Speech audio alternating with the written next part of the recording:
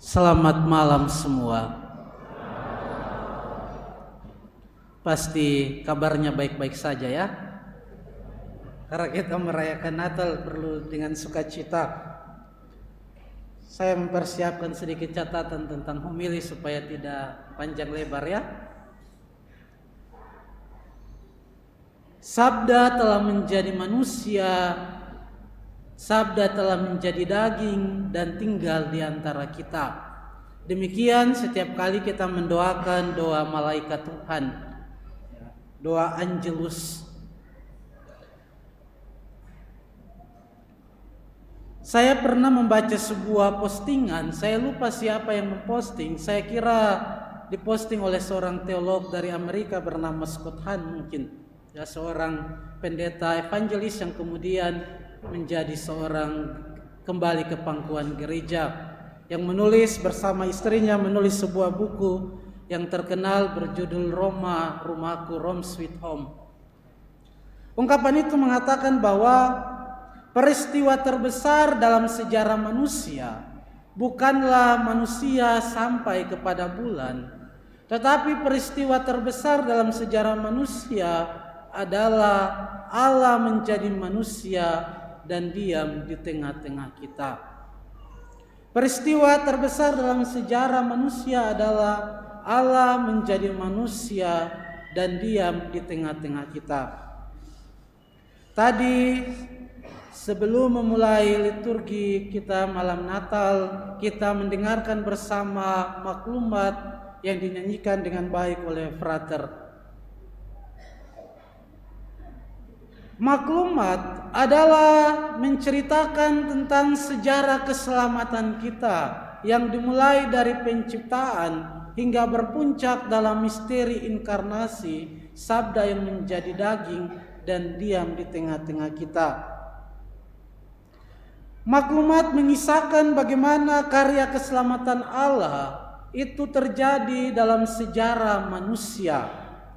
Maklumat mengisahkan bagaimana Allah pencipta ruang dan waktu yang mengatasi ruang dan waktu masuk, membiarkan dirinya masuk dalam ruang dan waktu manusia. Dia yang tak terbatas, yang melampaui ruang dan waktu, membiarkan dirinya masuk dalam ruang dan waktu menjadi seperti kita. Dalam maklumat kita mendengarkan Allah yang tak kelihatan menjadi kelihatan dalam diri Kristus putranya, Yesus sang Sabda yang menjadi daging 2000 tahun yang lalu. Dalam nyanyian dari maklumat kita mendengarkan ada banyak peristiwa yang terjadi di sana. Ada banyak tokoh-tokoh, orang-orang yang berperan penting juga dalam sejarah keselamatan kita. Ada banyak orang, bukan hanya orang-orang hebat, tetapi juga orang-orang yang penuh dengan kelemahan, keterbatasan, dan kadang juga jatuh dalam dosa. Sebagaimana beberapa hari yang lalu kita mendengarkan silsilah Yesus Kristus. Ada banyak orang hebat, tapi tak jarang juga ada banyak orang yang penuh dengan kelemahan, keterbatasan, dan dosa, tetapi dipanggil Tuhan untuk menjadi alatnya, menjadi bagian dari cerita, menjadi bagian dari sejarah keselamatan kita. Maka pertanyaan besarnya adalah, mengapa Allah menjadi manusia dan diam di antara kita? Mengapa Allah perlu menjadi manusia? Mengapa Allah menjadi manusia dan tinggal di antara kita? Mengapa Sang Pencipta mau menjadi seperti ciptaan dan tinggal di antara kita? Ada banyak alasan. Ada yang mengatakan Allah menjadi manusia supaya ia menjadi jalan di mana kita bisa tahu jalan kembali kepada Bapa. Tetapi saya ingin mengajak kita untuk merenungkan jawaban yang diberikan oleh Santo Irenaeus, seorang bapa gereja, seorang uskup di Lyon, Prancis pada awal abad-abad kekristenan. Dia mengatakan bahwa Allah menjadi manusia agar kita menjadi anak-anak Allah. menjadi saudara dan saudari dari Yesus. Allah menjadi manusia agar kita menjadi anak-anak Allah. Sebuah martabat luhur yang telah dihilangkan oleh manusia pertama di Taman Eden akibat dosa ketidaktaatan. Martabat itu kemudian kita peroleh kembali berkat Sang Sabda yang menjadi manusia dan diam di tengah-tengah kita. Maka bagaimana cara kita menghayati martabat kita sebagai anak-anak Allah? Kita renungkan bahwa inkarnasi adalah sebuah misteri.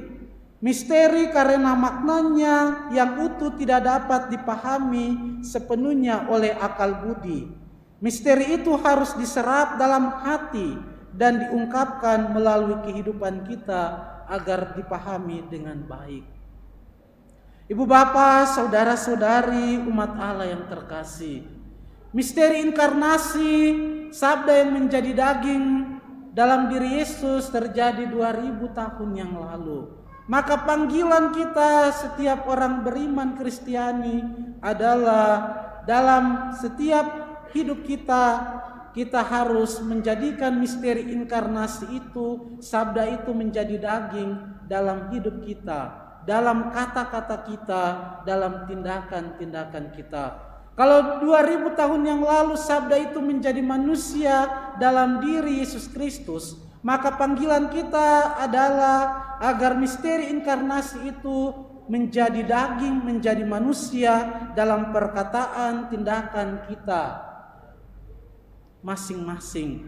Dan itulah yang kita renungkan pada malam Vigili Natal ini. Kita dipanggil untuk menjadikan hidup kita sebagai sabda yang menjadi daging lewat kata-kata kita yang baik.